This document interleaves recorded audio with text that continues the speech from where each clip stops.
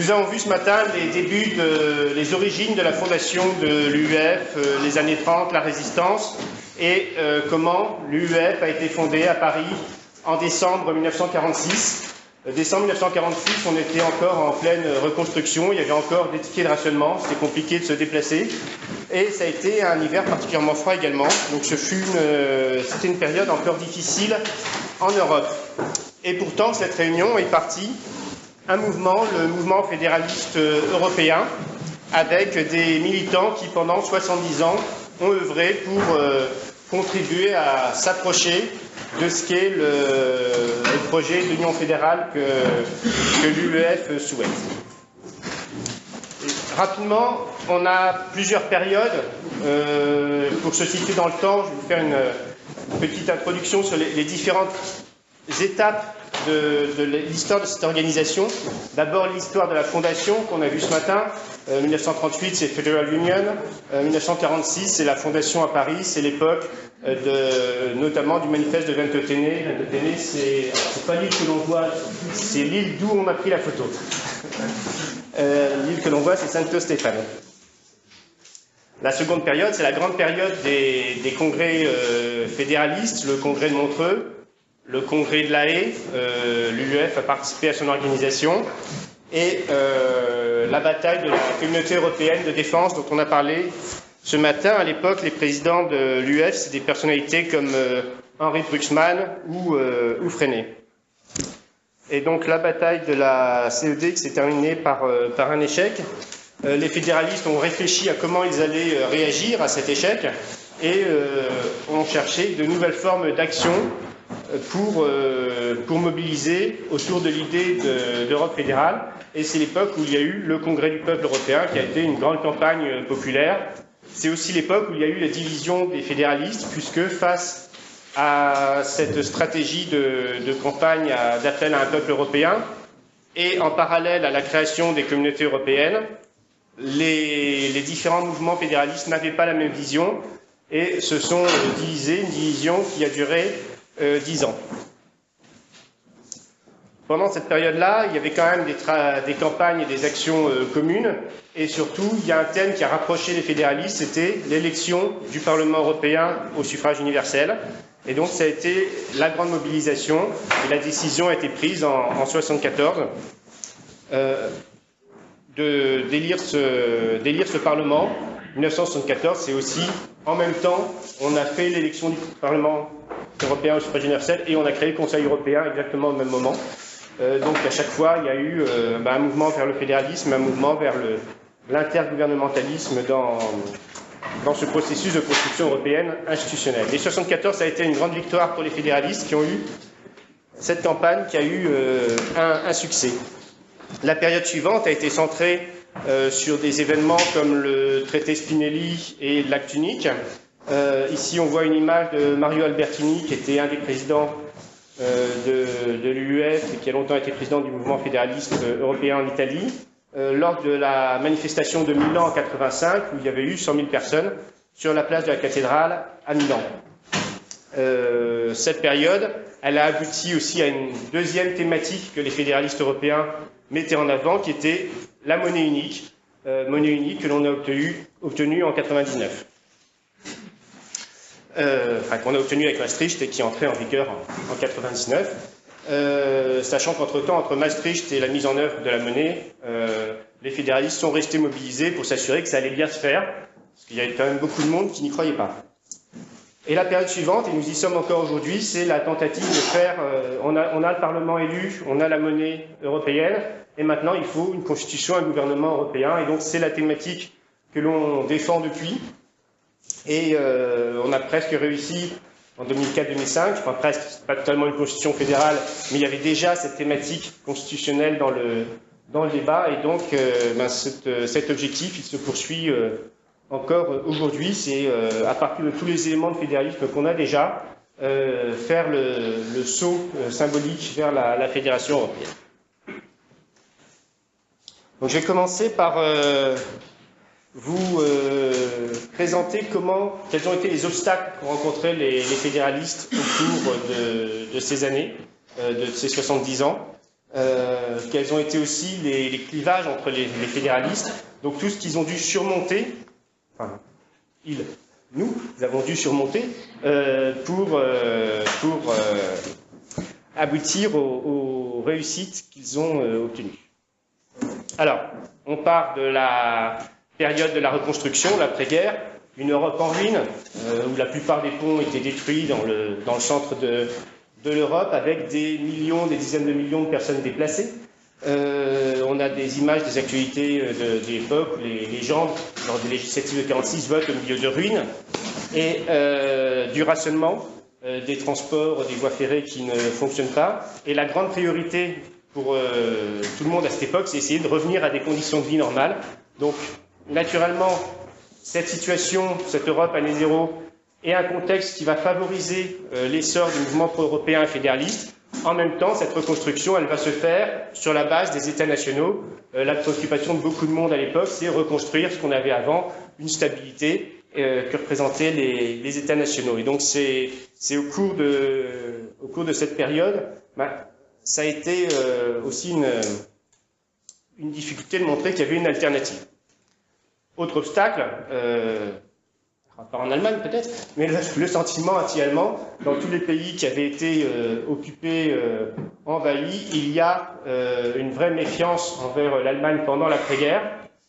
C'est l'un des facteurs, on a vu ce matin, qui a mené à l'échec de la CED, et pendant toute cette période, et peut-être jusqu'aux années 60, il n'y avait pas de réconciliation possible pour beaucoup de monde, il y avait une sévère méfiance. Ça, c'est le titre des actualités cinématographiques françaises le jour, enfin la semaine, de l'élection de Adenauer et de la refondation de la République fédérale d'Allemagne.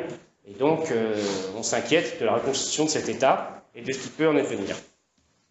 Voici aussi une affiche du Parti communiste français pendant la campagne de la CED, où on met en avant le danger du réarmement allemand et de comment le traité CED réarme l'Allemagne et désarme la France. Et donc on demande son rejet. Parti communiste, qui est la principale force politique, ici c'est en France, mais c'est le cas aussi dans d'autres pays, un parti communiste très fort, parce qu'à l'époque on n'avait pas eu des décennies de blockbusters américains sur la Seconde Guerre mondiale, et on était très conscient que l'effort principal avait porté sur la Russie pour battre l'Allemagne, et que c'est le syndrome de Stalingrad. Il y a une vraie admiration envers l'Union soviétique pour son rôle dans la guerre. Il y a aussi une vraie adhésion à la vision communiste, et ces partis communistes à l'époque étaient très proches de Staline pour beaucoup d'entre eux, et surtout en France, et voyaient dans la guerre froide qui se mettait en place d'un mauvais œil l'idée d'un camp occidental qui allait se constituer et se renforcer. Enfin, pendant une très longue période, l'un des adversaires principaux des fédéralistes a été le gaullisme. Le gaullisme, donc les gaullistes, on a vu à l'époque de la CED, ont joué un rôle négatif, et avec le retour au pouvoir du général de Gaulle, c'est une vision confédéraliste qui était au pouvoir en France, avec des tentatives d'introduire des réformes dans les communautés européennes dans un sens purement intergouvernemental, avec notamment le plan Fouché, et on écartait les propositions qui étaient dans un sens plus fédéral. Le plan Fouché a été recyclé en traité franco-allemand, traité de l'Élysée par de Gaulle, avec un espoir qui a été déçu parce que le Bundestag a tout de suite dit oui, mais ce traité ne va pas devoir nuire aux relations avec les communautés européennes ni avec l'OTAN. Mais ce fut quand même une tentative d'introduire quelque chose que la France avait plus contrôlé et d'agir contre les évolutions fédéralistes que promouvaient encore plus ou moins les autres gouvernements. Naturellement, l'impact de Gaulle a été aussi positif en un sens, puisque en retardant l'entrée d'autres pays dans les communautés européennes, on a eu une longue période où les communautés ont pu se renforcer, où on a pu mettre en place des politiques communes, et le corps le noyau dur, je dirais, des politiques communautaires s'est mis en place à cette époque. Sur cette photo, on voit une tournée du général de Gaulle avec Adenauer, et systématiquement, il y avait les jeunes européens fédéralistes, donc les jeunes de l'UEF, de Europa Union Deutschland, qui étaient à tous les meetings et qui avaient des panneaux pour revendiquer l'Europe unie et le fédéralisme au cours de ces meetings publics. Enfin, l'unionisme, c'est-à-dire l'Europe des gouvernements, l'Europe des politiques. Lors de la constitution de l'UEF en 1947, il y avait également d'autres organisations pro-européennes qui se sont créées, qui ne se revendiquaient pas forcément du fédéralisme, notamment Winston Churchill, qui, avec son gendre Duncan Sandys, a créé le United Europe Movement, qui était un mouvement pro-européen, avec lequel les fédéralistes et l'UEF se sont associés dans un comité de liaison des mouvements pro-européens, comité de liaison qui s'est dit on va organiser une grande manifestation publique symbolique pour promouvoir l'idée qu'il faut unir l'Europe. Churchill a prononcé son discours sur les États-Unis d'Europe à Zurich le même week-end que la rencontre d'Erstein, mais ces deux phénomènes qui étaient complètement séparés. Donc c'est par l'effort des fédéralistes, notamment à l'époque participé à ce comité Alexandre Marc, qu'on a travaillé à ce qui allait devenir le congrès de La Haye, un congrès qui est pour les politiques, les élus qui étaient associés à ce processus, devait être un congrès classique avec des VIP qui parlaient à une salle où il y avait essentiellement d'autres VIP. Pour Alexandre Marc, l'UEF, il voulait quelque chose qui soit les États-Unis, les États généraux de l'Europe, c'est-à-dire une vraie manifestation populaire où on allait construire les bases de quelque chose de plus révolutionnaire. Donc finalement, c'est la formule du congrès qui a été retenue. En mai 1948, donc symboliquement aux mêmes dates que l'armistice et la fin de la guerre. Et c'est encore cette date-là qui sera reprise par Schuman pour son appel autour du 8 et 9 mai. Donc ça, c'est ce congrès qui a été un moment important. Il y avait beaucoup de personnalités européennes. Il y avait un jeune François Mitterrand, par exemple, mais surtout qui à l'époque n'étaient pas connus comme aujourd'hui. Il y avait Winston Churchill qui était la star dans les actualités de l'époque. C'est Churchill que l'on voit. Il a fait aussi un grand meeting le lendemain public à Amsterdam. Ce congrès, les fédéralistes y étaient présents. Et alors, naturellement, Jean-Pierre Bouzy, qui est des nôtres, y était aussi. C'est là où il était journaliste et où il a fait la connaissance des fédéralistes. Les fédéralistes étaient présents, notamment, ils ont beaucoup participé aux différentes commissions et en particulier étaient investis dans la commission culturelle avec la participation de ces personnalités, Alexandre Marc et Denis de Rougemont. Marc qui a été un des présidents de l'UEF. Denis de Rougemont est devenu par la suite responsable du Centre européen de la culture à Genève.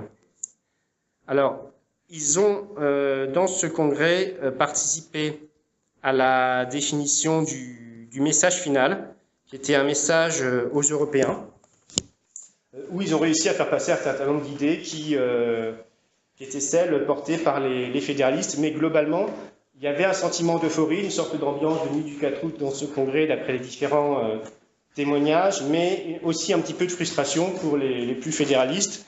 Denis de Rougemont avait expliqué les maîtres du Congrès ont retiré la parole au peuple européen pour la donner à des ministres qui en ont fait l'usage que l'on sait.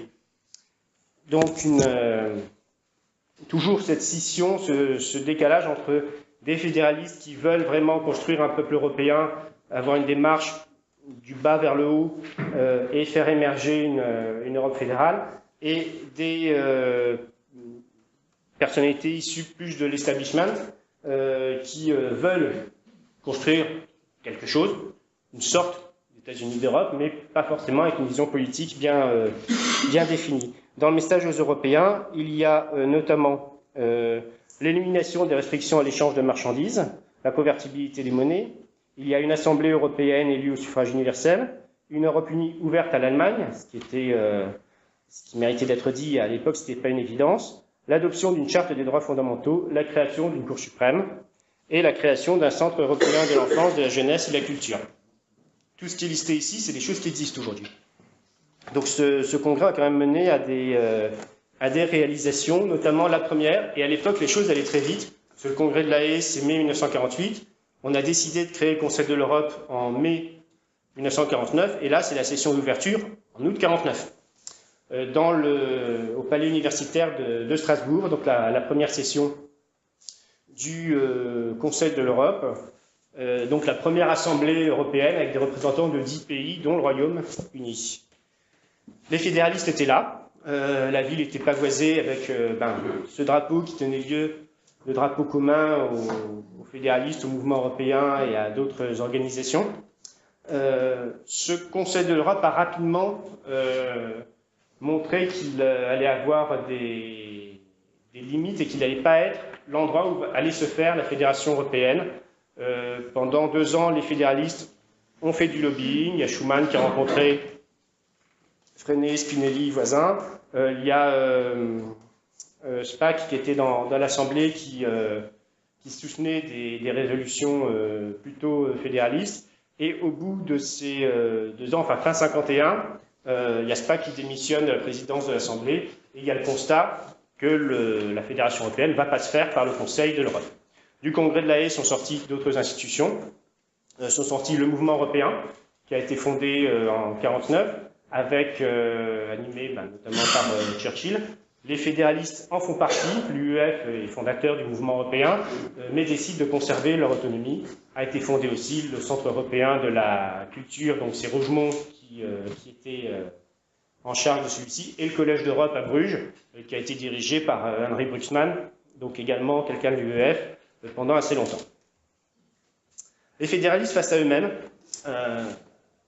on a vu que c'est spontanément que des différents mouvements se sont réunis, mais tous les fédéralistes ne sont pas sur la même ligne. Déjà, la première question, c'est, après la guerre, ce n'est pas une évidence, est-ce qu'on va d'abord faire le fédéralisme, se mobiliser pour un fédéralisme mondial, c'est l'époque de la création de l'ONU, ou est-ce qu'on va se mobiliser pour un fédéralisme européen en priorité? Là, c'est Gary Davis, qui est un ancien pilote américain, qui a mené une série d'actions symboliques à l'époque. Il a renoncé à cette unité américaine. Il a campé devant la première session des Nations Unies qui était à Paris. Il a squatté le pont de Kehl en essayant de la franchir avec ce passeport. Les gendarmes n'ont pas voulu. Et donc, il a été le symbole d'une mobilisation pour une citoyenneté mondiale lors de l'après-guerre. Il y a un certain nombre de personnes dans notre organisation qui l'ont rejoint aussi parce qu'ils étaient sensibles à ces thèses, mais il a été décidé, et ça s'est concrétisé au congrès de Montreux, qu'il y aurait 2 organisations, donc un mouvement pour le fédéralisme mondial, auquel nous sommes affiliés encore aujourd'hui, et qui existe et qui mène des actions assez importantes de lobbying sur les thématiques de gouvernance mondiale, et le mouvement fédéraliste, l'UEF. Il y a ce clivage entre fédéralisme intégral et hamiltonien. On a vu ce matin qu'il y avait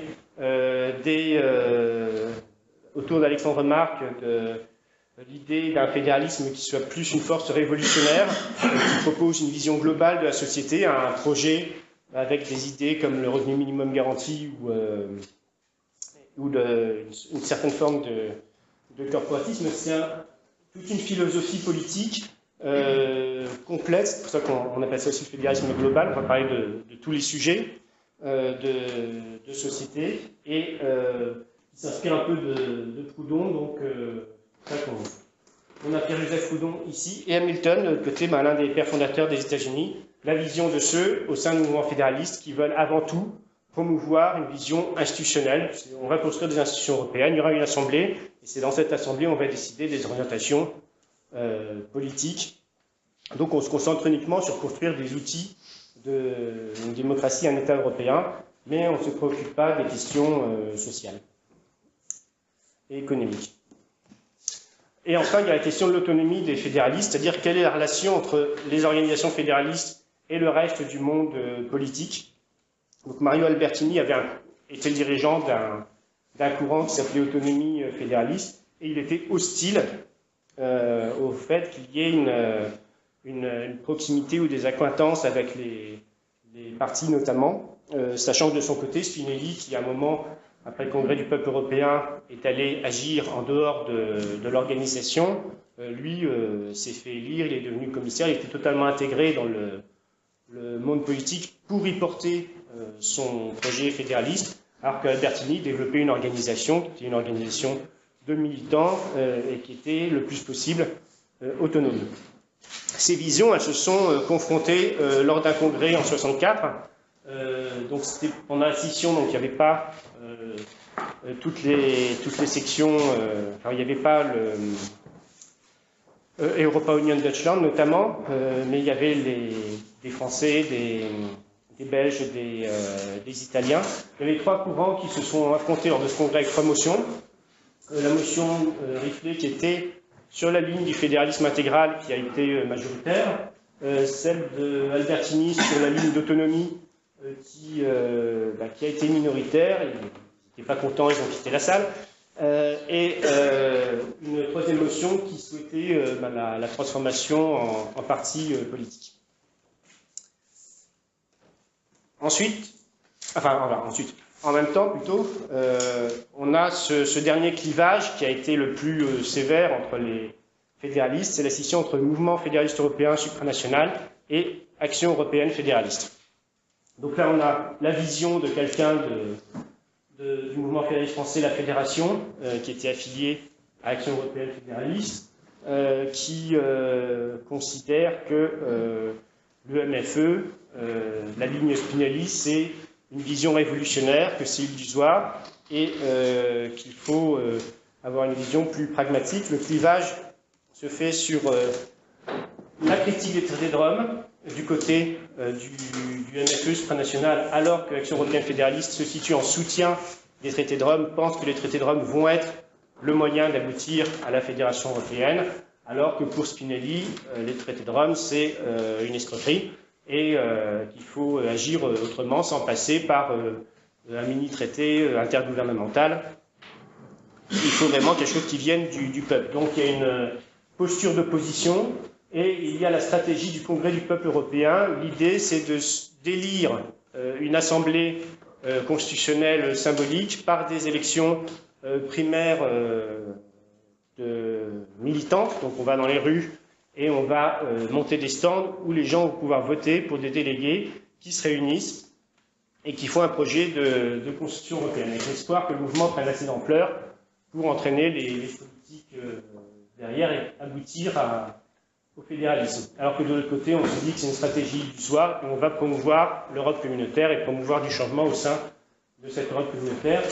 Le mouvement fédéraliste européen italien, des Français et des Belges sont dans cette organisation. Chez les autres, il y a Europa Union Allemagne, qui est une très grosse organisation. Il y a la Fédération, mouvement fédéraliste français, les Pays-Bas avec Bruxman qui prend la présidence de cette organisation, et FDE à l'Union. Donc, initialement, il y a eu un congrès où la ligne Spinelli était majoritaire, ils avaient 45%. Les autres avaient moins de voix. Mais il y avait une motion de synthèse, il y avait Henri Freinet qui tentait de concilier les deux positions. Je crois que Jean-Pierre avait soutenu cette motion à l'époque. Et le congrès en 1955, on est parti sur une position de compromis, mais quelques mois plus tard, Europa Union et ses partenaires quittent l'UEF, créent l'AEF, et donc dans la foulée, on crée le mouvement européen, fédéraliste européen supranational, qui s'organise avec des sections régionales et en dépassant le niveau national. Je vérifie l'heure. Ces organisations sont unifiées, elles sont rapprochées très vite. Dans les 5 ans, ils avaient à nouveau des représentants dans leurs différents congrès, même si l'unification formelle s'est faite qu'en 1973. Notamment pour plusieurs raisons. Le Congrès du peuple européen, c'est une campagne qui, pendant plusieurs années, a bien fonctionné, mais qui n'a pas obtenu le résultat escompté. C'est-à-dire qu'il n'y a pas eu de révolution populaire pour demander l'Europe. Les communautés européennes ont été un succès, ce à quoi on ne croyait pas forcément au départ. En même temps, les communautés européennes ont montré leurs limites, notamment parce qu'avec l'arrivée du général de Gaulle au pouvoir, le potentiel de transformation rapide en fédération sur cette base a été repoussé à des perspectives plus lointaines. Et en même temps, il y avait une convergence sur l'objectif de l'élection du Parlement européen au suffrage universel entre les deux organisations qui travaillaient en commun, notamment au sein du mouvement européen, à cet objectif. Mouvement européen que le MFE supranational avait quitté pendant un an, mais qui, sous l'impulsion de fédéralistes, notamment Europa Union, prenait des positions de plus en plus fédéralistes, au sens où plus on obtenait de choses dans la construction européenne, plus les unionistes avaient obtenu ce qu'ils voulaient, et il restait au mouvement européen que des gens plutôt fédéralistes. Ce travail en commun s'est fait notamment dans la préparation d'une charte fédéraliste qui a été votée en 1964, qui est une charte d'inspiration fédéralisme intégral, où là aussi des membres de l'AEF ont participé. Cette unification s'est faite finalement formellement au début des années 70, et en parallèle, les premiers à s'unifier, c'était les jeunes, qui ont profité aussi d'un programme du Conseil de l'Europe pour les organisations de jeunesse, où ils étaient l'une des premières organisations enregistrées, les jeunes européens fédéralistes qui se sont regroupés, et quelques mois plus tard, ce fut les deux organisations qui ont fusionné dans une nouvelle UEF. Là, c'est Richard Corbett, quand il était président des jeunes européens fédéralistes, qui a longtemps été député travailliste britannique. Alors, les formes d'action des fédéralistes. On a vu qu'il y avait des difficultés à surmonter. Comment les fédéralistes ont fait pour faire passer leur message? D'abord, je vais parler d'abord du lobbying. Le lobbying, c'est-à-dire, on va rencontrer des personnes en position de pouvoir, des décideurs, et on essaie de leur expliquer comment il faut faire les choses. Là, on voit Katerina Kizola, qui a été longtemps secrétaire général de l'UEF au niveau européen, qui remet une pétition lors de la première session du Parlement européen, élu au suffrage universel. Lobbying, c'est aller voir un ministre, lui expliquer que dans l'intérêt de l'Europe, il faut faire telle ou telle chose. Typiquement, quand Spinelli parle à De Gasperi, elle lui explique on va faire la communauté européenne de défense. Cette communauté européenne de défense ne pourra pas fonctionner s'il n'y a pas d'autorité politique. Elle va devenir un outil des États-Unis. Il n'y aura pas de ligne directrice, on ne saura pas quoi faire de cette armée européenne. Et donc, il faut prévoir dans ce traité un article qui va permettre d'avoir une constitution fédérale européenne. Donc, il y a l'article 38 du traité CED qui est issu de cette démarche et qui a permis, au cours de la période de ratification, de créer sur la base de l'Assemblée parlementaire de la Communauté européenne du charbon et de l'acier une assemblée ad hoc qui avait pour mission d'écrire un projet de communauté politique européenne qui était une quasi-constitution fédérale qui serait entrée en vigueur si la CED avait été ratifiée. Donc ça, c'est un exemple de lobbying, mais à toutes les étapes de la construction européenne, il y avait des fédéralistes, soit en tant qu'organisation, soit en tant qu'individus, qui sont allés voir des responsables et leur ont soufflé des bonnes idées. L'action auprès des partis politiques, ça c'est assez récent.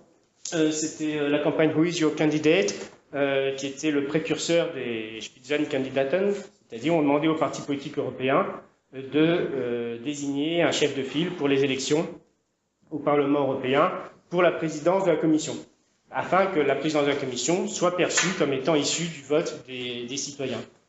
Cette campagne elle a été un succès, puisque les partis à l'élection suivante ont présenté tous des candidats.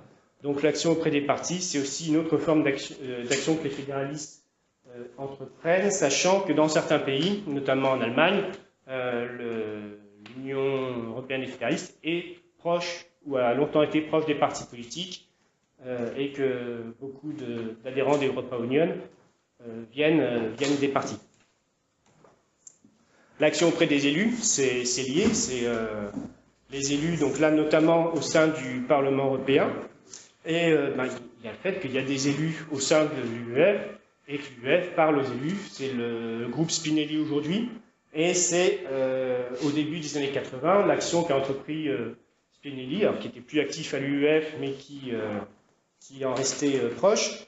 Spinelli, qui une fois élu au Parlement européen, a mis en place un groupe qu'on appelait le groupe du crocodile, du nom du restaurant strasbourgeois, de grande qualité, paraît-il, où ils se réunissaient, et ils ont mis en place un projet de traité d'Union européenne, là aussi qui n'était pas tout à fait fédéral, mais qui s'en rapprochait, et qui a permis de relancer la dynamique. Ça a été adopté par le Parlement européen, et donc il y a une pression sur le Conseil européen pour faire bouger les choses.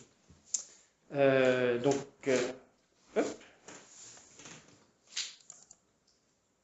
ça c'est le discours de Spinelli, le jour où ce traité a été adopté, où il remercie les députés, il est mort 2 ans plus tard. L'action militante. L'action militante, c'est ce qui fait la spécificité de l'UEF, notamment par rapport à d'autres organisations pro-européennes. Donc là, c'est pour récolter des fonds lors du congrès du peuple européen. Et ce congrès du peuple européen, c'est un peu l'archétype de l'action militante fédéraliste, sachant qu'il y en a eu d'autres. Il y a eu le recensement volontaire du peuple européen, et régulièrement, les fédéralistes vont à la rencontre du public. Le congrès du peuple européen, c'est cette action dont je parlais tout à l'heure, qui a eu lieu entre 1957 et 1962, et au cours de ces années, dans plusieurs villes européennes, on avait des stands dans les rues, des bulletins de vote, des urnes, des urnes où les gens pouvaient voter, et on a beaucoup de personnes dans notre organisation qui ont participé à ces actions ou qui ont rejoint le mouvement après avoir été confrontés aux fédéralistes dans la rue qui menaient ces actions. Bernard Barthalet me racontait comment, quand il allait au lycée, il passait devant le stand des fédéralistes. Il y a M. Darteil, qui nous a quittés il y a quelques années, qui était l'un des animateurs sur Lyon de cette action. Il y a eu 611 élus sur toute la période, et 5 sessions où cette assemblée élue par les citoyens se rassemblait. L'un des résultats ayant été une proposition de loi européenne qui permettrait de convoquer une assemblée constituante, et qui a été soumise au Parlement, mais qui n'a pas été suivie d'effet. Donc finalement, cette grosse mobilisation c'est un peu essoufflé sur la fin, sachant que 600 000 personnes, c'est des votes physiques dans la rue. C'est une époque où il n'y a pas d'Internet, c'est une époque où il n'y a pas de fax, c'est une époque où il n'y a pas de photocopieuse, il n'y a pas d'imprimante numérique. C'est compliqué de monter quelque chose à cette échelle, et on voit aujourd'hui que la pétition européenne, citoyenne, d'initiative citoyenne, il faut 1 million de signatures. Il n'y a que 3 organisations qui ont réussi à les obtenir sur toute l'Europe, et dans une Europe beaucoup plus grande. Là, cette action, elle a lieu dans l'Europe des 6, avec aussi la Suisse et l'Autriche. Donc ça, c'est le stand à Lyon. Donc ce bureau de vote dans la rue pour élire cette assemblée. Donc Lyon a été l'une des villes de France où il y a eu beaucoup de votes. Il y en a eu aussi, c'est Lyon-Annecy, en Alsace et à Vernon, en Ile-de-France. Mais sinon, la plupart des 600 000, il y en a 400 000 qui viennent d'Italie. C'est le MFE italien qui a surtout porté cette action en termes de volume. Action militante, il y a notamment toutes les manifestations, les fédéralistes qui vont dans la rue, qui ont des drapeaux, qui manifestent. Là, c'est la plus grosse, à Milan, où, selon la presse, il y avait 100 000 personnes. On a eu des manifestations de ce type lors du sommet de Maastricht, lors du sommet de Nice en 2000, je crois que c'est la dernière, la plus récente, mais il y en a eu depuis le début de l'organisation. Lors des sommets européens à Bruxelles, il y avait des fédéralistes qui accueillaient les chefs d'État et de gouvernement avec des panneaux. On pouvait s'approcher plus près à l'époque que maintenant, qui revendiquaient le Parlement européen élu au suffrage universel, la monnaie européenne, un gouvernement européen. Quand Margaret Thatcher est allée à Fontainebleau en 1984 pour demander son chèque, il y avait 300 jeunes fédéralistes qui l'ont hué pour lui souhaiter la bienvenue. Les fédéralistes étaient présents et ils montrent qu'il y a dans la population des personnes mobilisées pour l'Europe, suffisamment mobilisées pour aller manifester. Et c'est ce qu'on va essayer de refaire à Rome le 25 mars prochain pour le 60e anniversaire du traité, une manifestation dans les rues de Rome. Là, c'est la manifestation de Nice avec des têtes connues, notamment Paolo Vaca, qui est sur la droite, qui est là-bas au fond. Et autre forme d'action, c'est les actions symboliques. Ici, par exemple, on se retrouve à une frontière. Jusqu'à Schengen, il y avait des frontières, on montrait ces papiers, et donc les fédéralistes se sont longtemps mobilisés pour combattre ces frontières. Une des manifestations les plus connues, peut-être parce qu'elle a été la plus photographiée, c'est celle du pont Saint-Louis à Menton en 1952. Il y avait Spaak qui était présent, et des personnalités italiennes. C'est les militants français, les militants italiens qui se retrouvent sur ce pont qui est le long de la mer entre Menton et Vintimille. C'est un pont où, vers le 20 juin, dans la semaine du 20 juin 1940, des centaines de soldats italiens ont tenté de passer. Il y avait 9 sapeurs dans une casemate de l'autre côté du pont avec une mitrailleuse qui les en ont empêchés. Sur ce pont, qui était un lieu de bataille, il y avait cette action symbolique qui a été reconduite à plusieurs reprises depuis. Aussi également entre la frontière française et la frontière allemande, entre le Luxembourg et l'Allemagne, les fédéralistes ont mené des actions symboliques, là encore en 1983. Autre action symbolique, c'est ici Sergio Pistone, qui est un historien du fédéralisme de Pavie, qui a écrit... Turin, pardon, autant pour moi, désolé, de Turin. Gaffe. Oui, donc Sergio Pistone, en tout cas, qui a été l'auteur d'un livre sur l'histoire de l'UEF, dont je me suis beaucoup inspiré pour préparer cet exposé, et qui parle de lui à la troisième personne, puisqu'il raconte cette action où c'est l'inauguration du tunnel du Mont Blanc, et il passe au travers des barrages de policiers pour remettre un tract fédéraliste à Charles de Gaulle, sachant qu'il y avait une manifestation en parallèle dans une ville voisine. Voilà, il a fait une autre manifestation à Rome un peu plus tard, où cette fois-ci il s'est fait arrêter, où il était devant l'hôtel de Gaulle pour protester parce que de Gaulle avait mis son veto à un président de la commission que les fédéralistes soutenaient. Il est très vite sorti. Le rôle essentiel des fédéralistes. Ces actions, elles ont eu des résultats. Elles ont eu des résultats parce que l'idée fédérale, elle était dans le débat public et elle y est à chaque fois qu'on réussit à se mobiliser. Donc là, ce sont des coupures de presse d'actions fédéralistes, le congrès de 62 à Lyon, où c'était le congrès de clôture, je dirais, du congrès du peuple européen, ou des manifestations qui ont eu lieu. On arrive à avoir le thème du fédéralisme dans le débat public quand on se mobilise. Et cette organisation, si elle ne servait qu'à ça, déjà, ce serait une réussite. Une réussite, ce Parlement européen élu au suffrage universel, ça reste unique. Des parlements internationaux, multinationaux, il y en a eu d'autres et il y en a d'autres, mais c'est le seul qui est élu et qui continue d'être le lieu où où on fait la promotion le plus de l'idée européenne et donc de la perspective d'une évolution fédérale. Là, c'est Place de l'Opéra à Paris dans les années 70. Une journée où il y avait notre ami Jean-Luc Prével, mais qui n'a pas pu être des nôtres aujourd'hui, mais que certains d'entre vous connaissent. Parlement européen élu, donc le résultat, la mobilisation des fédéralistes et maintenant des citoyens qui peuvent voter et qui ont le choix, beaucoup de choix même des fois, sur qui va siéger à ce Parlement. Autre revendication, la monnaie européenne. Il y avait le slogan Parlement européen plus monnaie européenne égale Europe unie. Pas tout à fait ça finalement, mais cette monnaie européenne, c'est une réalité concrète que l'on a obtenue grâce notamment à la mobilisation des fédéralistes qui ont mené une série d'actions et lobbying et de think tank pour avancer vers cette monnaie européenne.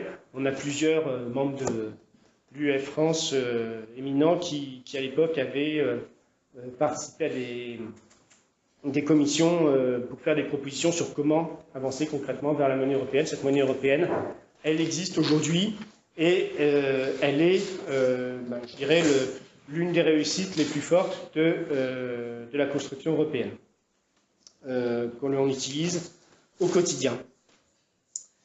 Et enfin, des projets de constitution. Les fédéralistes se sont mobilisés à plusieurs reprises. On a réussi à faire passer dans le monde politique, dans l'espace public, des projets de traité de constitution. Il y a eu le projet de communauté politique européenne avec la CED, le projet Spinelli, le projet de 2004, qui n'avait pas grand-chose de fédéral, mais où finalement sa plus grande spécificité, c'était son nom, le fait qu'on l'affirme en tant que constitution. Et alors demain, où va aller l'UEF, que va-t-elle faire? On va certainement en reparler tout à l'heure. Je crois que de cette histoire, de ces 70 ans, on peut tirer trois leçons. D'abord l'importance de l'unité et l'unité d'action des fédéralistes, même si on n'est pas forcément d'accord sur tout. On doit se rendre compte que finalement, on est là pour faire avancer une idée. C'est pas forcément nous qui allons définir tous les détails de sa mise en œuvre, et que donc les détails en question ne sont pas une raison suffisante pour se diviser. Donc là, on coupe le gâteau, mais on coupe ensemble.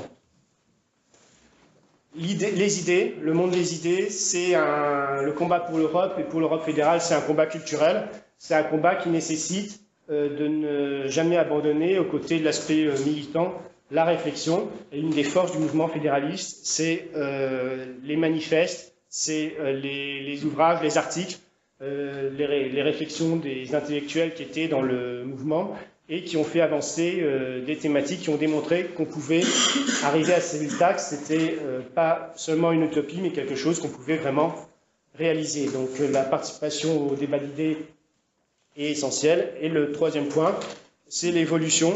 On a vu qu'il y avait différents modes d'action qui, conjointement, et même parfois simultanément, ont été mis en œuvre. Et aujourd'hui, on ne se mobilise plus dans une organisation de la même manière que dans les années 50. Les individus ne vont pas soutenir une cause de la même manière, et donc il faut pouvoir s'adapter et proposer toujours de nouvelles formes d'engagement pour promouvoir l'Europe fédérale. Voilà, la fin de cet exposé, et je vous remercie de votre attention.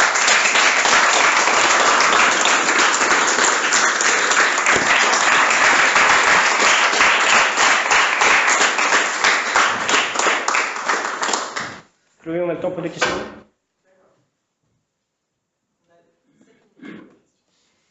On va peut-être juste entendre les questions. Oui, c'était pour savoir, dans l'élection du Parlement européen suffrage universel et pour les Spitzenkandidaten, est-ce que tu peux expliquer un peu l'influence qu'ont les fédéralistes dans cette décision, en fait, dans les coulisses un peu, et je voudrais savoir, est-ce que l'impact aussi qu'on avait dans l'opinion publique, le nombre de militants qu'on avait, est-ce qu'on a moins de militants, plus de militants? Et si on a moins de militants, parce qu'on voit les gens dans la rue, on voit quand même pas mal de gens dans la rue et tout, est-ce qu'on a moins de militants aujourd'hui? Et comment à quoi c'est dû, si c'est le cas? Aujourd'hui, les photos sont cadrées plus serrées. L'élection du Parlement au suffrage universel, en Italie, il y a la possibilité, avec suffisamment de signatures, d'avoir des lois d'initiative citoyenne. Il y a eu, dans les années 60, une mobilisation du MFE pour récolter 50 000 signatures et avoir cette proposition de loi au Parlement italien, sachant que l'idée c'était de faire élire les délégués italiens à l'Assemblée européenne au suffrage universel direct. Le Bundestag a été intéressé par cette idée, donc ça ne s'est pas fait, mais progressivement le sujet est passé et plusieurs assemblées et même des députés français, il y a eu 2 propositions de loi dans le même sens qui ont été déposées, ont soutenu l'idée. Donc après le départ du général de Gaulle et l'arrivée de personnalités politiques qui étaient plus ouvertes sur les questions européennes, ce sujet était sur la table, et donc ils s'en sont emparés comme étant un moyen d'avancer. Donc ça, c'est une des façons dont la chose s'est faite. Sur les effectifs, dans les années 1950, les fédéralistes, c'était une vraie force politique avec des dizaines de milliers de membres. Je crois que la fédération, elle seule, en avait 19 000. Le livre de Pistonnet cite une action de Europa Union en Allemagne dans les années 60 qui leur a permis de mobiliser jusqu'à 100 000 adhérents. Ensuite, toutes les organisations politiques, sociales, syndicales avaient dans les années 50-60 beaucoup plus d'adhérents qu'aujourd'hui. Il y a moins de membres dans les organisations fédéralistes, notamment parce que, d'une part, après ceux qui se mobilisaient dans les années 40-50 espéraient voir l'Europe fédérale se faire dans les prochaines années. Et donc, après l'échec de la CED, c'est devenu une perspective plus lointaine, donc ça a moins mobilisé directement. Et aussi, surtout, avec la création du Conseil de l'Europe d'abord, puis des communautés européennes, l'idée européenne, elle n'était plus incarnée seulement dans des organisations militantes, elle était incarnée d'abord par des institutions politiques, avec des moyens, des lois, des assemblées élues. Et donc l'idée européenne elle était là, et elle n'était plus dans les organisations. Donc le besoin de se mobiliser était aussi moindre. Voilà. Est-ce que la communauté européenne de défense, la CED, était un vrai projet fédéral?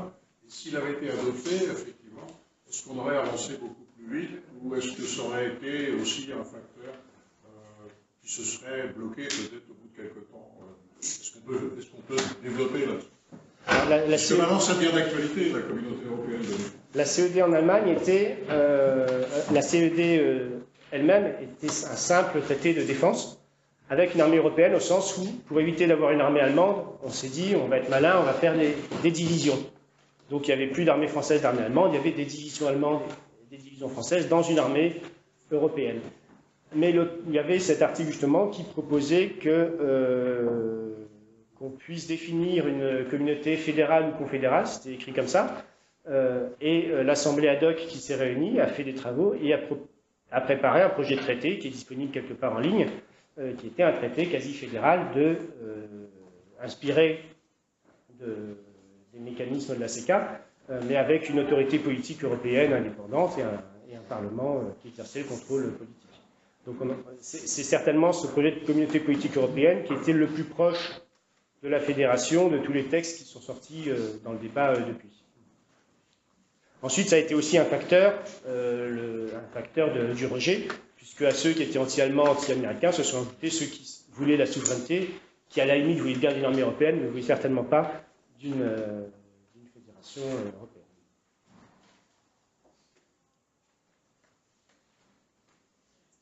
Alors, la question est vaste. Est-ce que vous avez une conclusion résumée sur l'état actuel de l'Europe et l'image de cette action militante, c'est-à-dire l'action des citoyens européens et la relative désaffection des citoyens actuellement vis-à-vis de l'Europe?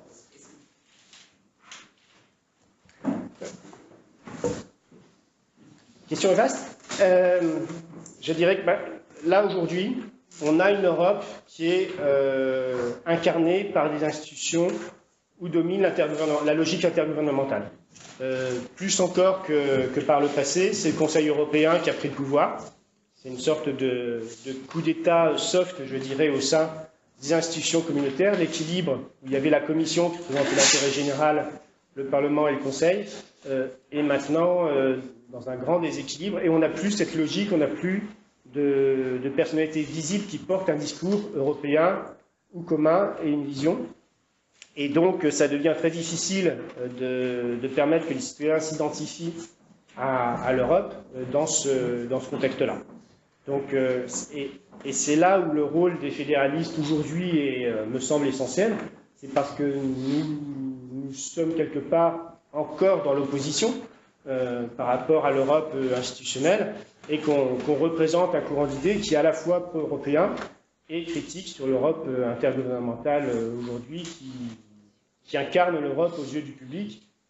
Quand on demande aux citoyens dans les enquêtes concrètement sur tel ou tel domaine politique quelles sont leurs attentes, il y a une attente d'Europe. Mais cette attente, elle est déçue.